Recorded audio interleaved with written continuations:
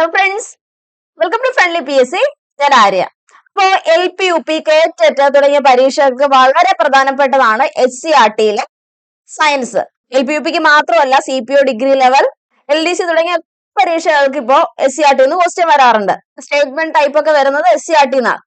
അപ്പൊ നമ്മൾ ഇന്ന് 6ാം ക്ലാസ് സയൻസ് പാർട്ട് 1 ആണ് പഠിക്കുന്നത്. 3ാം ക്ലാസ്, 4ാം ക്ലാസ്, 5ാം ക്ലാസ് ചെയ്ത് പ്ലേലിസ്റ്റിൽ ഇട്ടിട്ടുണ്ട്. കാണാത്തവർ അതും കൂടെ കാണുക. ഇന്ന് നമ്മൾ 6ാം ക്ലാസ്സിലെ പാർട്ട് 1.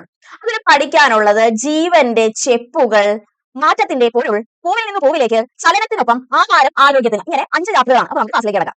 ആദ്യത്തെ ചാപ്റ്ററാണ് ജീവന്റെ ചെപ്പുകൾ. ഇതിൽ പറയുന്നത് നമ്മുടെ ജീവന്റെ അടിസ്ഥാന ഘടകത്തെ പറ്റിയാണ്, അതായത് കോശമാണ്. അപ്പൊ നമ്മുടെ മനുഷ്യ ശരീരം നിർമ്മിച്ചിരിക്കുന്നത് കോശങ്ങൾ കൊണ്ടാണ്. മനുഷ്യ ശരീരം മാത്രമല്ല, മറ്റു ജീവികളുടെ ശരീരവും കോശങ്ങളാൽ നിർമ്മിച്ചതാണ്. ചില ജീവികളെയൊക്കെ നമുക്ക് നഗ്നനേത്രങ്ങൾ കൊണ്ട് കാണാൻ കഴിയില്ല, അവയെ മൈക്രോസ്കോപ്പിലൂടെ കാണാൻ കഴിയുള്ളൂ. ഇത്തരം സൂക്ഷ്മ ജീവികളെയാണ് നമ്മൾ മൈക്രോ ഓർഗാനിസംസ് എന്ന് പറയുന്നത്. അപ്പൊ അമീബ, പാരമീസിയം, യൂഗ്ലീന തുടങ്ങിയവയൊക്കെ ഇത്തരം സൂക്ഷ്മ ജീവികൾ അഥവാ മൈക്രോ ഓർഗാനിസത്തിന് ഉദാഹരണമാണ്. ജീവശരീരം നിർമ്മിച്ചിരിക്കുന്നത് ചെറു ഘടകങ്ങൾ കൊണ്ടാണ്. ഒരു ചെറിയ ഉറുമ്പിന്റെ ശരീരം പോലും ഇത്തരത്തിൽ അനേകായിരം എന്തോ ഒരു ഘടകം കൊണ്ടാണ് നിർമ്മിച്ചിരിക്കുന്നത്. ജീവശരീരം നിർമ്മിച്ചിരിക്കുന്ന ഈ കുഞ്ഞു ഘടകത്തിന്റെ പേരാണ് കോശങ്ങൾ അഥവാ സെൽസ്. അപ്പൊ ഒരു കോശം മാത്രമുള്ള ജീവികളുണ്ട്. അപ്പൊ ഒരു കോശം മാത്രമുള്ള ജീവികളെയാണ് യൂണിസെല്ലുലാർ ഓർഗാനിസം അഥവാ ഏകകോശ ജീവികൾ എന്ന് പറയുന്നത്.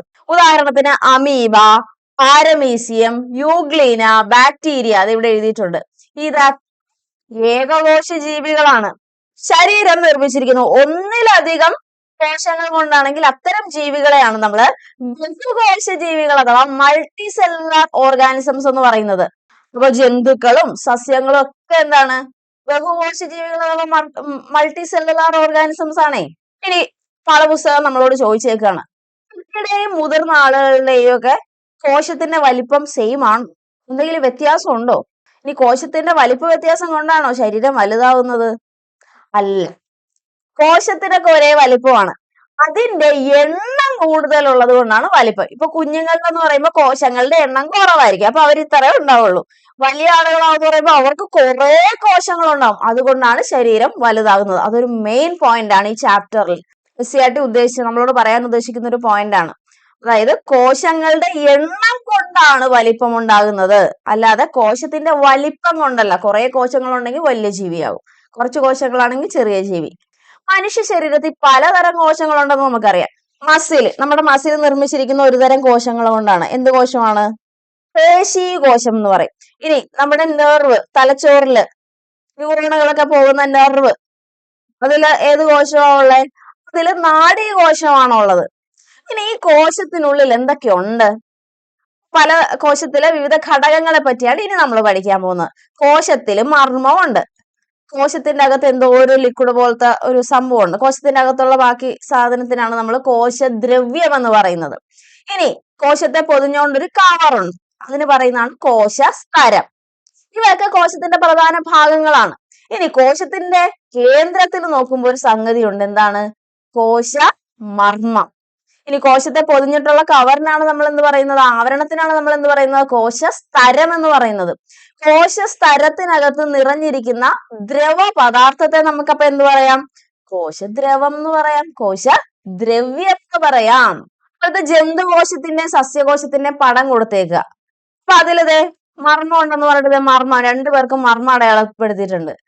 പിന്നെ അടുത്തത് ഇവന് മാത്രമേ അടയാളപ്പെടുത്തിയിട്ടുള്ളൂ, അതായത് ഹരിതകം അഥവാ ക്ലോറോപ്ലാസ്റ്റ്. അത് സസ്യങ്ങൾക്കല്ലേ ഉള്ളൂ. അപ്പൊ സസ്യത്തിന്റെ കോശത്തില് ഹരിതകം ഉണ്ട്, പച്ച കളറില്. ഇനി കോശദ്രവ്യം, രണ്ടുപേർക്കും കോശദ്രവ്യവും ഉണ്ട്, അതിൽ കുറെ ഘടകങ്ങളും ഉണ്ട്. ഇനി ഇതേ നോക്കിക്കേ, ഇവനൊരു കുഞ്ഞു വട്ടം, അതിന്റെ പേര് ഫേനം. ഇവന് നോക്കിക്കേ, ആ ഫേനത്തിന്റെ വലിപ്പം നോക്കിയേ, എന്തൊരു വലിയ ഫേനമാണുള്ളത്. സസ്യങ്ങളുടെ ഫേനം വലുതാണ്. ഫേനത്തിന് മറ്റൊരു പേരാണ് വാക്യൂൾ എന്ന് പറയുന്നത്. ഇനി ഇത് രണ്ടുപേരുടെയും കോശസ്തരം അഥവാ സെൽ മെംബ്രെയിൻ. പിന്നെ ഈ സെൽ മെംബ്രെയിന്റെ പുറത്തായിട്ട് ഈ സസ്യകോശത്തിന് ഒരു ഭിത്തി പോലത്തെ ഒരു സാധനം ഉണ്ടല്ലോ, അതിനെന്ത് പറയണെന്ന് അറിയാവോ? Cell wall. സെൽ വോള് ജന്തുകോശത്തിനില്ല, സസ്യകോശത്തിനേ ഉള്ളു കേട്ടോ. പക്ഷെ സെൽ മെംബ്രെയിൻ രണ്ടുപേർക്കും ഉണ്ട്. അതിൽ നിന്ന് നമുക്ക് എന്ത് മനസ്സിലാക്കാം? ജന്തുകോശത്തിനും സസ്യകോശത്തിനും വ്യത്യസ്ത ആകൃതിയാണുള്ളത്. വ്യത്യസ്ത ഘടകങ്ങളുമാണുള്ളത്. പടത്തിൽ നിന്ന് തന്നെ നമ്മൾ മനസ്സിലാക്കിയ ഒരു ഫാക്റ്റ് ആണ്. അപ്പൊ ഈ ചാപ്റ്ററിൽ നമ്മൾ എന്തൊക്കെ പഠിച്ചു? ജീവന്റെ അടിസ്ഥാന ഘടകം കോശമാണെന്ന് പഠിച്ചു. ഏകകോശ ജീവിയും ബഹുകോശ ജീവിയും ഉണ്ടെന്ന് പഠിച്ചു. ഏകകോശ ജീവികളുടെ ഉദാഹരണം അമീബ, പാരമീസിയം, ബാക്ടീരിയ പഠിച്ചു. ബഹുകോശ ജീവികൾ മറ്റു സസ്യങ്ങളും ജന്തുക്കളും ഒക്കെ ബഹുകോശ ജീവിയാന്ന് പഠിച്ചു. പിന്നെ ജീവികളുടെ വലിപ്പം കോശങ്ങളുടെ വലിപ്പം കൊണ്ടല്ല ഉണ്ടാവുന്നത്, കോശങ്ങളുടെ എണ്ണം ഉണ്ടാവുന്നത് എന്നൊരു കൺസെപ്റ്റ് നമ്മൾ ഈ ചാപ്റ്ററിൽ മനസ്സിലാക്കി. ഇനി രണ്ടാമത്തെ ചാപ്റ്റർ ആണ് മാറ്റത്തിന്റെ പൊരുൾ, അതായത് ഊർജ മാറ്റത്തെ പറ്റിയാണ് നമ്മൾ ഇതിൽ പഠിക്കുന്നത്. പകല് നമ്മളെ കാണാൻ സഹായിക്കുന്നത് ആരാണ്? സൂര്യനാണ്. സൂര്യപ്രകാശം ഉള്ളത് കൊണ്ടാണ് നമുക്ക് കാണാൻ പറ്റുന്നത്. അപ്പൊ പ്രകാശം എന്താണ്? പ്രകാശം ഒരു ഊർജ രൂപമാണ്. ഇനി രാത്രിയോ? അപ്പൊ എന്ത് ചെയ്യും? രാത്രി ആ പ്രകാശോർജം തരുന്നത് വൈദ്യുതിയാണ്. അതായത് വൈദ്യുതിയുടെ സഹായത്താൽ ബൾബ് ഉപയോഗിച്ചിട്ടാണ് നമ്മൾ ആ പ്രകാശോർജം വഴി എല്ലാം കാണുന്നത്. ഇനി ഫുഡ് ഉണ്ടാക്കാൻ നമ്മൾ എന്ത് ഊർജമാണ് ഉപയോഗിക്കുന്നത്? താപം, അല്ലേ? താപം എന്താണ്? ഒരു ഊർജമാണ്.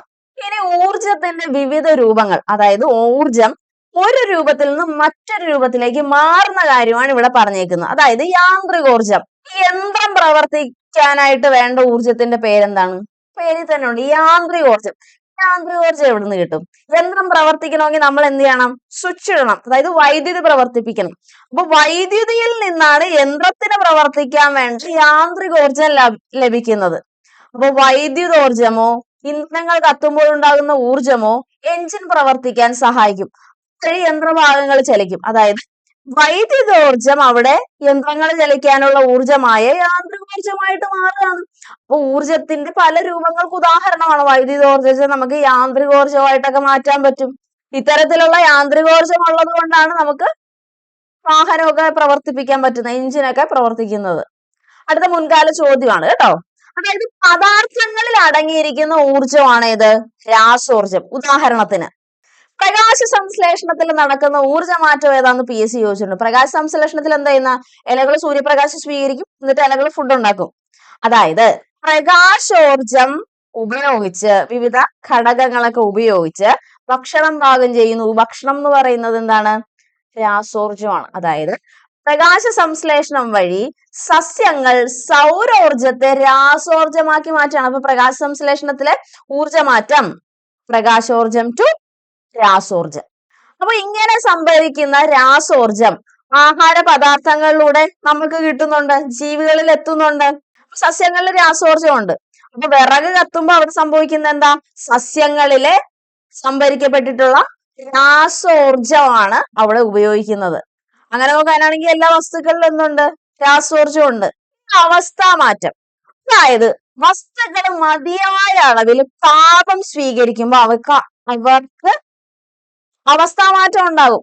ഫോർ എക്സാമ്പിൾ, ഒരു ഐസിന് കുറച്ച് താപം കൊടുത്തു. ഐസിന് താപം കൊടുത്തുമ്പോ അത് ജലമായിട്ട് മാറും, അവസ്ഥാമാറ്റം വന്നു. ഇനി ആ ജലത്തിന് കുറച്ചുകൂടി താപം കൊടുത്തു, അപ്പൊ അവൻ എന്തായി? നീരാവിയായിട്ട് പോയി. അപ്പൊ ഇത്തരത്തില് ജലം ആ മഞ്ഞുകട്ടയിൽ നമ്മള് താപം കൊടുത്തു, അപ്പൊ അവൻ പല പല അവസ്ഥകളിലേക്ക് മാറിയതാണ് അവിടെ കണ്ടത്. അപ്പൊ ഇത്തരത്തില് താപോർജ്ജം സ്വീകരിക്കുമ്പോഴും പുറത്തു വിടുമ്പോഴും വസ്തുക്കൾക്ക് അവസ്ഥമാറ്റം സംഭവിക്കുന്നുണ്ട്. അപ്പൊ താപോർജ്ജം സ്വീകരിച്ച് ഖരാവസ്ഥയിൽ നിന്ന് ദ്രാവകമായി, ഐസ് വെള്ളമായി. ഇനി വീണ്ടും എന്തായി? താപം സ്വീകരിച്ചപ്പോ ആ ലിക്വിഡ് ഫോമിൽ നിന്ന് അവൻ ഗ്യാഷ്യസ് ഫോമിലേക്ക് മാറി, അതായത് വാതകാവസ്ഥയിലേക്ക് മാറി. ഇനി ഈ കിട്ടിയ ഊർജം പുറത്തു വിട്ട് വാതകാവസ്ഥയിലുള്ള വസ്തുക്കൾ തിരിച്ച് ദ്രാവകത്തിലേക്കും ആക്കാൻ പറ്റും. ആ ദ്രാവകത്തിനെ വീണ്ടും ഖരത്തിലേക്കും ആക്കാൻ പറ്റും. അങ്ങനെ തിരിച്ചു അവസ്ഥാമാറ്റം കൊടുക്കാൻ പറ്റും, അല്ലെ? ഇനി അടുത്ത കൺസെപ്റ്റ് ആണ് ഭൗതിക മാറ്റം അഥവാ ഫിസിക്കൽ ചേഞ്ച്.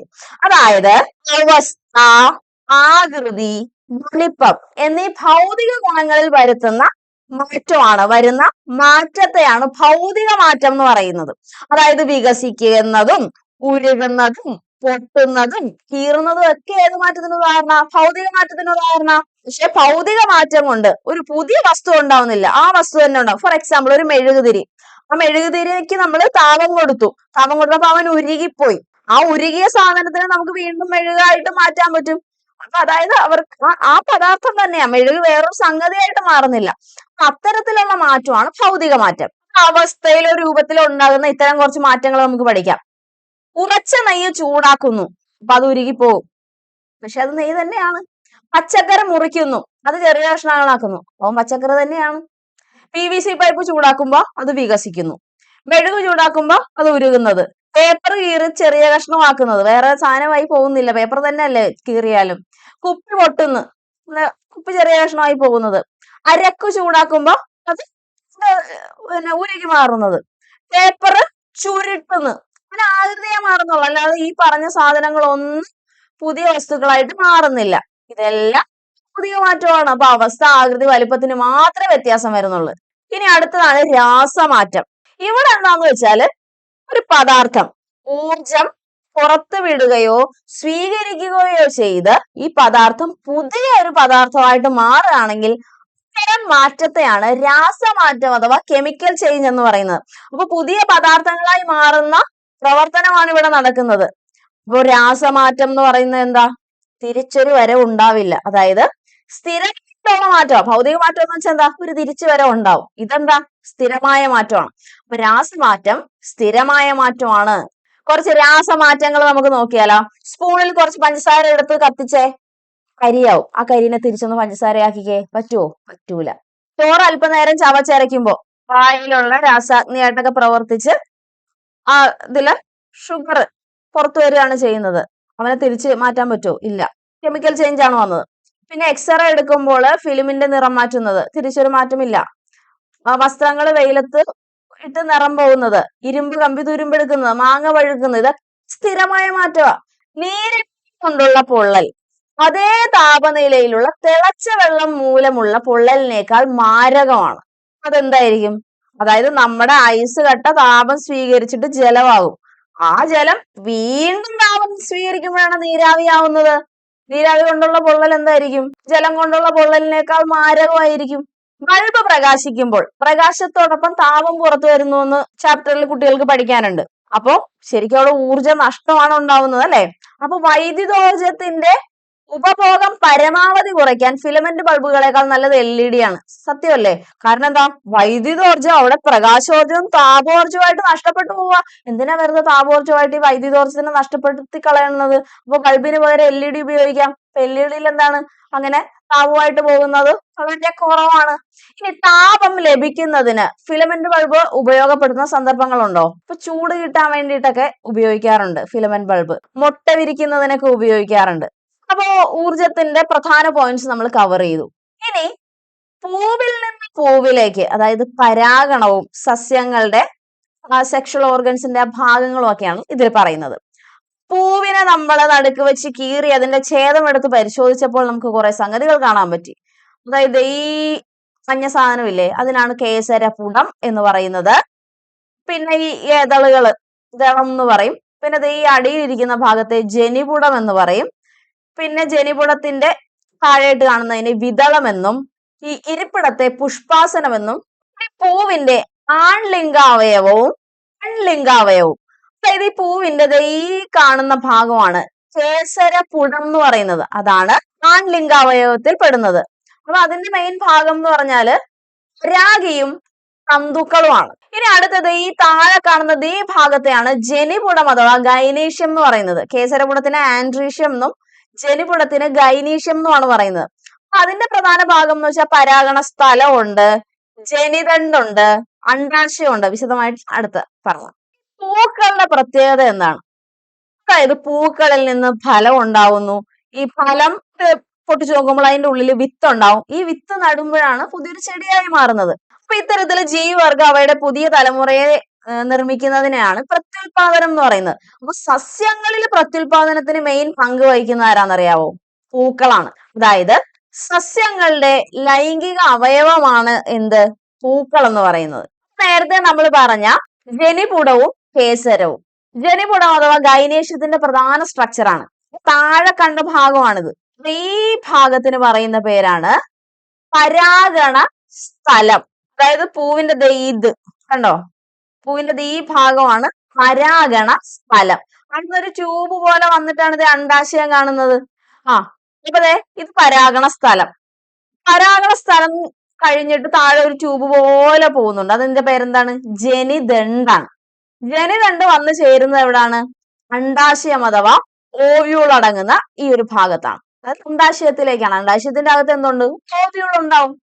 കാണുന്നതാണ് കേസരപുടം. അതായത് ആ പൂവിന്റെ മഞ്ഞ കളറിലൊരു ഉണ്ട വന്നിട്ട് ഒരു വടി പോലെ ഇങ്ങനെ നിൽക്കുന്ന ഒരു ഭാഗമില്ലേ, അതാണ് കേസരപുടം എന്ന് പറയുന്നത്. അപ്പൊ ഈ കേസരപുടത്തില് പരാഗിയിലുള്ള പരാഗരേണുക്കളിലാണ് പുംബീജം കാണപ്പെടുന്നത്. അപ്പൊ ഇതിന്റെ അകത്താണ് പുംബീജം കാണപ്പെടുന്നത്.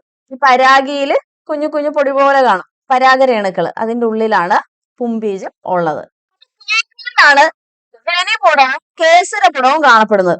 ഒരു പൂവിൽ തന്നെ ചിലപ്പോൾ രണ്ടും കാണപ്പെടും, അല്ലെങ്കിൽ വ്യത്യസ്ത പൂക്കളിലായിരിക്കും ഇവ കാണപ്പെടുന്നത്. ഇനി ഒരു പൂവിൽ തന്നെ കേസരപുടവും ജനിപുടവും ഉണ്ടെങ്കിൽ അതിന് പറയുന്ന പേരാണ്, അതായത് രണ്ട് ലിംഗവും അതിലുണ്ടല്ലോ, അപ്പൊ ദ്വിലിംഗ പുഷ്പം അഥവാ ബൈസെക്ഷുവൽ ഫ്ലവർ എന്ന് പൂവിനെ പറയാം. ഇനി രണ്ട് പൂവുകളിലായിട്ടാണ്, ഒരെണ്ണത്തിൽ ആൻഡ്രീഷ്യം ഒരെണ്ണത്തിൽ ഗൈനീഷ്യം സെപ്പറേറ്റ് ആയിട്ടാണെങ്കിൽ ഇതിനെന്താ അല്ലേ ഉള്ളൂ, ഒരു ലിംഗമല്ലേ ഉള്ളൂ. അപ്പൊ ഏകലിംഗ പുഷ്പം അഥവാ യൂണിസെക്ഷുവൽ ഫ്ലവേഴ്സ് എന്ന് പറയും. ഇവിടെ കുറച്ച് ഉദാഹരണം കൊടുത്തിട്ടുണ്ട്. അപ്പൊ അരളീനെ നോക്കിയപ്പോ ഒരു പൂവിൽ തന്നെ കേസരപുടവും ജനിപുടവും കാണാൻ പറ്റി. ഇനി ഇതേ ശംഖുപുഷ്പത്തിനെ നോക്കിയപ്പോ ഒരു പൂവിൽ തന്നെ ജനിപുടവും കേസരപുടവും കാണാൻ പറ്റി. അപ്പൊ അരളിയും ശംഖുപുഷ്പവും എന്താ, രണ്ടെണ്ണം ഉണ്ട്. അതായത് ദ്വിലിംഗ പുഷ്പം അഥവാ ബൈസെക്ഷുവൽ ഫ്ലവേഴ്സ് ആണ്. ഇനി മത്തനെ നോക്കുകയാണെങ്കിൽ അല്ലെങ്കിൽ പാവലിനെ നോക്കുകയാണെങ്കിൽ വ്യത്യസ്ത പൂക്കളിലാണ് ഇതും കാണപ്പെടുന്നത്. അപ്പോ അതിനെ നമുക്ക് എന്ത് പറയും, ഒരെണ്ണമല്ലേ ഉള്ളൂ. അപ്പൊ നമുക്കതിനെ ഏകലിംഗ പുഷ്പം എന്ന് പറയാം, മത്തനും പാവലും. ഇനി ഞാൻ കുറച്ച് ഉദാഹരണം പറയാണ് ഏകലിംഗ പുഷ്പത്തിനും ദ്വിലിംഗ പുഷ്പത്തിനും. ആദ്യം ഏകലിംഗ പുഷ്പം നോക്കാം. പാവല്, മത്തൻ, എഴുതിയെടുക്കണേ. പാവല്, മത്തൻ, ജാതി, തെങ്ങ്, കുമ്പളം, പപ്പായ. ഇനി രണ്ടെണ്ണം ഒരുമിച്ചുള്ള ദ്വിലിംഗ പുഷ്പത്തിന് ഉദാഹരണം പറയാൻ പോണേ. വഴുതന, വാളംപുളി, മുല്ല, മരച്ചീനി, റോസ്, ചെമ്പരത്തി, പയറ്, കറിവേപ്പില. ഇതിൽ നിന്ന് നമ്മൾ മനസ്സിലാക്കിയത് കേസരപുടം മാത്രമുള്ള പൂവിന് ആൺപൂവെന്നും ജനിപുടം മാത്രമുള്ള പൂവിന് പൂവെന്നും പറയും. അപ്പൊ ഇത് രണ്ടും കൂടെ ഒരു ചെടിയിലുണ്ടാവും. ഇപ്പൊ മത്തൻ, വെള്ളരി, പാവല്, പടവലം, കുമ്പളം, തെങ്ങ്, കവുങ്ങ് തുടങ്ങിയ ചെടികളിലൊക്കെ നോക്കുമ്പോ ഒരു ആൺപൂവ് നിൽപ്പുണ്ട്, പെൺപൂവ് നിൽപ്പുണ്ട്, ആൺപൂവ് നിൽപ്പുണ്ട്, പെൺപൂവ് നിൽപ്പുണ്ട്. ഒരു ചെടിയിൽ തന്നെ രണ്ട് പൂവുകളും കാണും.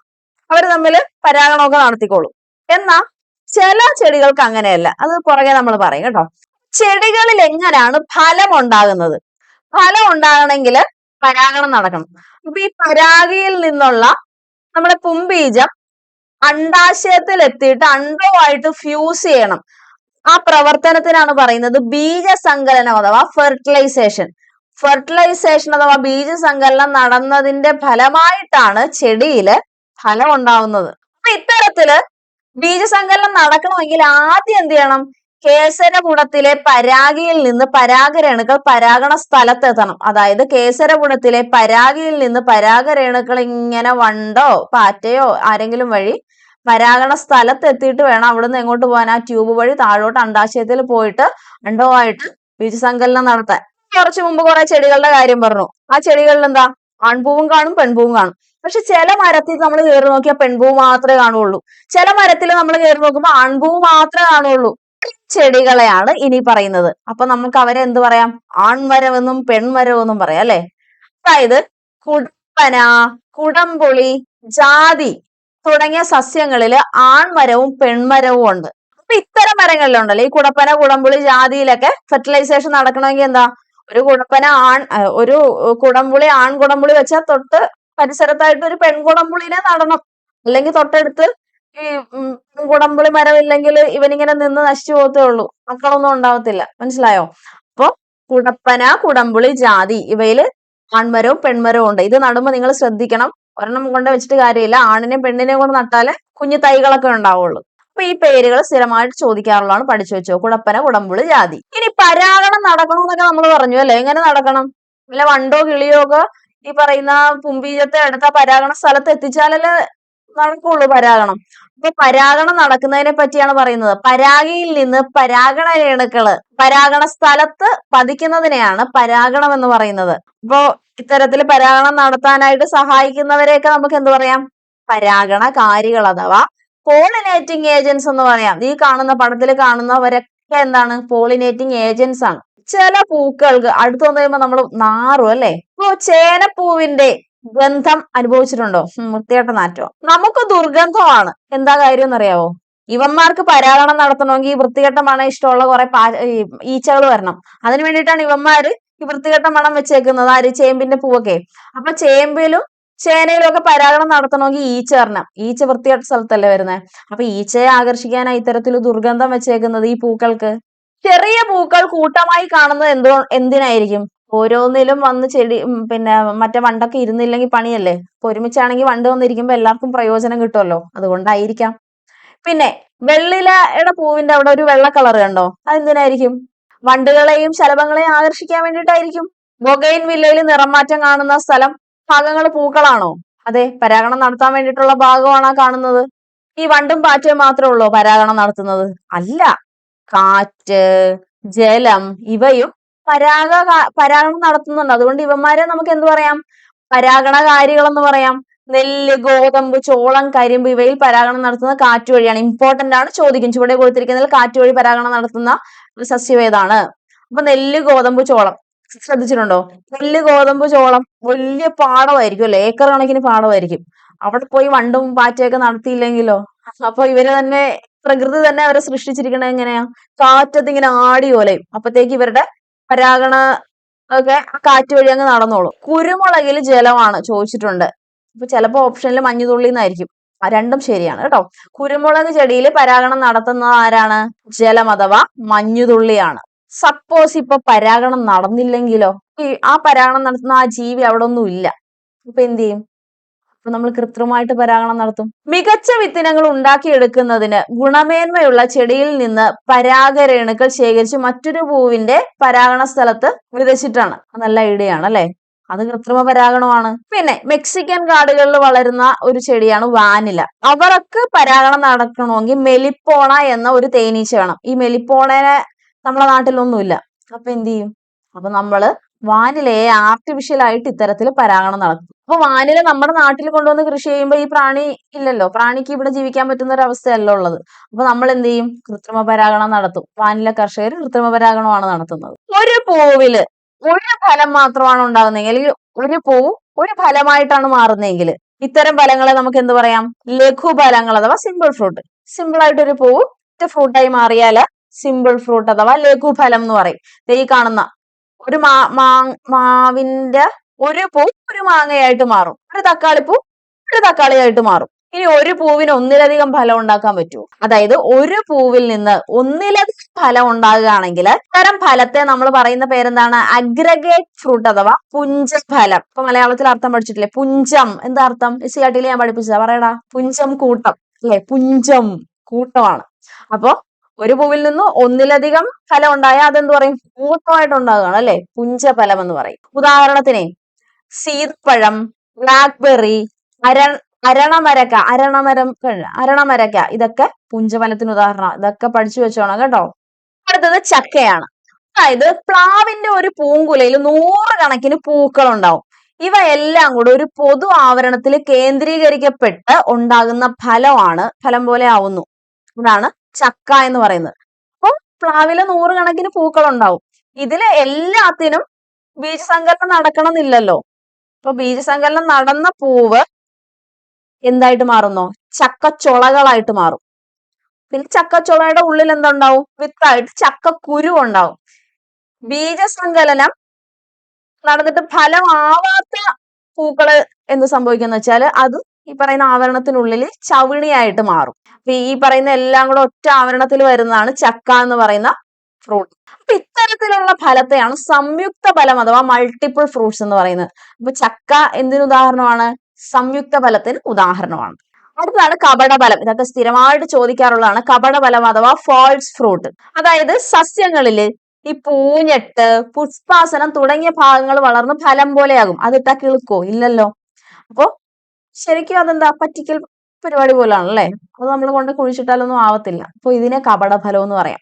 അതായത് സസ്യങ്ങളിൽ പൂഞ്ഞെട്ടും പുഷ്പാസനം വളർന്ന് ഫലം പോലെ ആവുന്നതിനെ കപടഫലം അഥവാ ഫാൾസ് ഫ്രൂട്ട് എന്ന് പറയും. ഈ കശുമാങ്ങയുടെ ആ സംഭവം ഇല്ലേ, അത് ഫാൾസ് ഫ്രൂട്ട് ആണ്. അതുപോലെ ആപ്പിൾ, സ്ട്രോബെറി, പൈനാപ്പിൾ ഒക്കെ ഫാൾസ് ഫ്രൂട്ടിന് ഉദാഹരണമാണ്. സബർജില്ലി. പരാഗരേണുക്കളുടെ യാത്ര. ആദ്യത്തെ കേസ് നോക്കിക്കേ. ഈ പൂവി തന്നെ രണ്ടും ഉണ്ടല്ലേ. അപ്പൊ അവിടെ എന്താ? എനിക്ക് പരാഗണം നടത്താൻ വേറൊരു പൂവിന്റെ ആവശ്യമില്ല, എനിക്ക് ഞാൻ തന്നെ മതി. എന്താ? സ്വപരാഗണമാണ് അവിടെ. അടുത്ത നോക്കിക്കേ, അടുത്ത കേസിൽ നടന്നേക്കുന്നത് എന്താ? ഈ പൂവിൽ നിന്ന് ഈ പൂവിലേക്കാണ്, അതായത് ഒരു ചെടിയിൽ നിന്ന് തന്നെ വ്യത്യസ്ത പൂവിലേക്ക്. അതും എന്താ? ചെടി തന്നെ മതി, വേറെ ആരുടെ സഹായം ഒന്നും വേണ്ട, ആ ചെടി തന്നെ എല്ലാം നോക്കിക്കോളും. ഇതും എന്താ? സ്വപരാഗണം. ഇനി അടുത്ത് നോക്കിക്കേ, ഈ വീട്ടിലെ ചെടിയും അപ്പുറത്തെ വീട്ടിലെ ചെടിയും തമ്മിലാണ്, അപ്പൊ അതെന്താ? പരപരാഗണമാണ്. അപ്പൊ ഒരേ ചെടിയിൽ തന്നെ നടന്ന സ്വപരാഗണവും വ്യത്യസ്ത ചെടികളിലാണെങ്കിൽ പരപരാഗണവും. അപ്പൊ നിങ്ങൾക്ക് അത് പൂവായിട്ട് തെറ്റിപ്പോരുത് കേട്ടോ, വ്യത്യസ്ത ചെടികളായിട്ട് വേണം ആലോചിക്കാൻ. ചലനത്തിനൊപ്പം വന്ന ചാപ്റ്റർ ആണ് 4. അതായത് ഭൂമി സ്വയം തിരിയുന്നത്. ഭൂമധ്യരേഖാ പ്രദേശത്ത് മണിക്കൂറിൽ ഏകദേശം 1667 കിലോമീറ്റർ വേഗത്തിലാണ്. ഇനി സൂര്യനെ ചുറ്റുന്നതോ മണിക്കൂറിൽ ഏതാണ്ട് 1,06,000 കിലോമീറ്റർ വേഗത്തിലുമാണ്. അടുത്ത കൺസെപ്റ്റ് ആണ് ബലം എന്ന് പറഞ്ഞാല്. ഇപ്പൊ ഇവിടെ ഒരു വസ്തു ഇരിക്കുക, നിശ്ചലാവസ്ഥയിൽ ഒരു വസ്തു ഇരിക്കുക, ഞാൻ അതിനെ ഇങ്ങോട്ട് തള്ളി, അപ്പൊ ഞാൻ ബലം പ്രയോഗിച്ചപ്പോ ആ വസ്തു തള്ളിപ്പോയപ്പോ അവനെ പിടിച്ചു നിർത്തി, അപ്പൊ അവന്റെ മൂവ്മെന്റ് നിർത്തി. അതായത് നിശ്ചലാവസ്ഥയിലുള്ള വസ്തുക്കളെ ബലം പ്രയോഗിച്ച് ചലിപ്പിക്കാം, ചലിച്ചുകൊണ്ടിരിക്കുന്ന വസ്തുക്കളെ ബലം പ്രയോഗിച്ച് നിശ്ചലമാക്കാനും പറ്റും. പിന്നെ എന്തൊക്കെ പറ്റും? ഇങ്ങോട്ട് ചലിച്ചവനെ ഞാൻ തള്ളി ഇങ്ങോട്ടാക്കി. ചലനത്തിന്റെ ദിശ മാറ്റാൻ പറ്റും, ചലനത്തിന്റെ വേഗത കൂട്ടാനും കുറയ്ക്കാനും പറ്റും. അപ്പോ ഈ ചലനം നടക്കണമെങ്കിൽ നമ്മൾ എന്ത് ചെയ്യണം? ബലം പ്രയോഗിക്കണം. അപ്പൊ ചലനവും ബലവും തമ്മിൽ വ്യത്യാസമുണ്ട് അല്ലെ, ബന്ധമുണ്ട്. എന്താണെന്ന് മനസ്സിലായല്ലോ? ചലനത്തെ മോഷൻ എന്നും ബലത്തെ ഫോഴ്സ് എന്നുമാണ് പറയുന്നത്. ഇനി ഒരു വസ്തു നേർരേഖയിലൂടെ ചലിച്ചാൽ അതിനെ നേർരേഖാ ചലനം എന്ന് പറയും. ഒരു വസ്തു വൃത്തപാതയിലാണ് ചലിക്കണമെങ്കിൽ അതിനെ വർത്തുള ചലനം എന്ന് പറയും. ഒരു വസ്തു അക്ഷത്തെ ആസ്പദമാക്കി ഇങ്ങനെ ചലിക്കുകയാണെങ്കിൽ അതിനെ എന്ത് പറയും? ഭ്രമണം അഥവാ റൊട്ടേഷൻ എന്ന് പറയും. ഒരു വസ്തു തുലന സ്ഥാനത്തെ ആസ്പദമാക്കി ഇരുവശങ്ങളിലേക്കും ചലിക്കുകയാണെങ്കിൽ ഇതിനെ എന്ത് പറയും? ദോലനം അഥവാ ഓസിലേഷൻ എന്ന് പറയും. ദ്രുതഗതിയിലുള്ള ദോലനങ്ങളെ എന്ത് പറയും? കമ്പനം അഥവാ വൈബ്രേഷൻ എന്ന് പറയും. അടുത്ത ചാപ്റ്റർ ആഹാരം ആരോഗ്യത്തിന്. ആദ്യം പഠിക്കാനുള്ള കാർബോഹൈഡ്രേറ്റ്സ് അഥവാ ധാന്യകത്തെ പറ്റിയാണ്. അപ്പോ ഇത് ഇമ്പോർട്ടന്റ് ആണ് കേട്ടോ. അതായത് കാർബോഹൈഡ്രേറ്റ്സ് എന്തൊക്കെ കൊണ്ടാണ് നിർമ്മിച്ചിരിക്കുന്നത് എന്നുള്ളത്. കാർബൺ, ഹൈഡ്രജൻ, ഓക്സിജൻ, CHO എന്ന് ഓർത്താൽ മതി. കാർബൺ, ഹൈഡ്രജൻ, ഓക്സിജൻ, കേട്ടോ, CHO. കാർബൺ, ഹൈഡ്രജൻ, ഓക്സിജൻ എന്നിവ കൊണ്ടാണ് ധാന്യകം നിർമ്മിച്ചിരിക്കുന്നത്. ധാന്യകത്തിന്റെ ഉദ്ദേശം എന്താ? ശരീരത്തിന് ആവശ്യമായിട്ടുള്ള ഊർജം നൽകുകയാണ് പ്രധാന ധർമ്മം. അന്നജവും പഞ്ചസാരയും ഗ്ലൂക്കോസും സെല്ലുലോസും ഒക്കെ ധാന്യകത്തിന്റെ, കാർബോഹൈഡ്രേറ്റ്സിന്റെ വിവിധ രൂപങ്ങളാണ്. പിന്നെ കൂടുതലടങ്ങിയിരിക്കുന്നത് ധാന്യങ്ങള്, കിഴങ്ങ് വർഗ്ഗങ്ങള്, ഇവയിലൊക്കെ അന്നജത്തിന്റെ രൂപത്തിൽ ധാരാളം ധാന്യകം അഥവാ കാർബോഹൈഡ്രേറ്റ്സ് അടങ്ങിയിട്ടുണ്ട്. കാർബോഹൈഡ്രേറ്റ്സിന്റെ ഘടകം PSC സ്ഥിരമായിട്ട് ചോദിക്കാറുള്ളതാണ് CHO. ഇവിടെ ചോറിലുണ്ടെന്ന് ഓർത്താൽ മതി. CHO, ചോറിന്റെ CHOയിൽ ധാന്യകം കാർബോഹൈഡ്രേറ്റ് കൂടുതലുണ്ട്, ചോറിൽ കാർബോഹൈഡ്രേറ്റ് ഉണ്ട്, CHO. അടുത്തത് ഇത് കണ്ടുപിടിക്കാൻ ഒരു ടെസ്റ്റ് ഉണ്ട്, അയഡിൻ ടെസ്റ്റ്. ഞാനൊക്കെ കുഞ്ഞിലെ സ്കൂളിൽ വെച്ചിട്ട് ചെയ്തിട്ടുണ്ട്. ടീച്ചർ ഈ ഹോമിയോ മരുന്നിന്റെ അയഡിനൊക്കെ കൊണ്ടുവന്നിട്ട് ചോറൊക്കെ കൈ തന്നിട്ട് അതിലൊക്കെ ഒഴിച്ചിട്ട് നീല കളർ വന്നു അന്നജം കൊണ്ടെന്നൊക്കെ പറഞ്ഞ് എഴുതി ഓർക്കുന്നുണ്ട് കുഞ്ഞിലെ. അപ്പൊ അയഡിൻ ടെസ്റ്റ്. അന്നജം അയഡിൻ ലായനിയുമായിട്ട് പ്രവർത്തിക്കുമ്പോൾ കടും നീല നിറം ഉണ്ടാവുന്നു. ഇമ്പോർട്ടന്റ് ആണ്. അന്നജം എന്തുമായിട്ട് പ്രവർത്തിക്കുമ്പോഴാണ് കടും നീല നിറം ഉണ്ടാവുന്നത്? അയഡിൻ ലായനി. അടുത്ത ഘടകമാണ് പ്രോട്ടീൻ അഥവാ മാംസ്യം.